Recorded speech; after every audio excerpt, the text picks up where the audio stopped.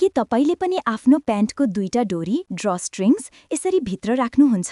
कहिलेकाहीँ त डोरी तानिँदै भित्र झन् सर्छ र फसिन्छ। पहिलो तरिका, छोटो डोरीलाई माथि राख्नुहोस्, लामो डोरीलाई पछाडि मोड्नुहोस्। दुवै डोरीलाई च्यापेर लामो डोरीलाई छोटो डोरी वरिपरि 8 पटक बेर्नुहोस्।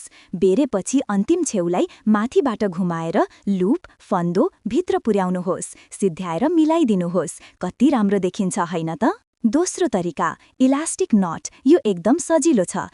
कमेन्ट मात्र गरिदिनुस्, हामी फलो ब्याक गरिदिन्छौँ है। सिक्न पनि धेरै समय लाग्दैन। तेस्रो तरिका, दुवै डोरी समातेर यसरी घुमाउँदै बेर्नुहोस्। थोरै दूरी छोड्नुहोस्, अन्तिम छेउलाई फन्दोभित्र घुसाउनुहोस्। यसलाई स्पिनिङ टप नट भनिन्छ। चौथो तरिका, फर्च्युन नट।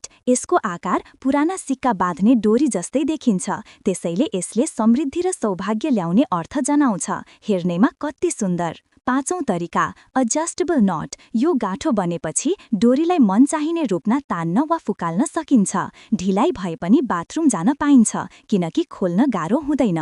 छैठौं तरिका, 4 लिफ क्लोभर नट। यसको आकार 4 पातको क्लोभर जस्तै देखिन्छ, एकदमै स्टाइलिश, जसलाई क्याजुअल प्यान्टसँग मिलाउन सकिन्छ। फोटो खिच्दा वा बाहिर जाँदा लुकलाई अझ रमाइलो बनाउँछ। सातौं तरिका, स्पाइरल नट। यो गाँठो निःशुल्क सिकाइयो, धन्यवाद भन्नु पर्दैन। यदि राम्ररी सिक्नु भएन भने सेभ गरेर बिस्तारै हेर्न सक्नुहुन्छ। जसले हाम्रो भिडियोलाई लाइक र फलो गर्छ, हामी पनि उसको आइडीलाई फलो ब्याक गर्छौं।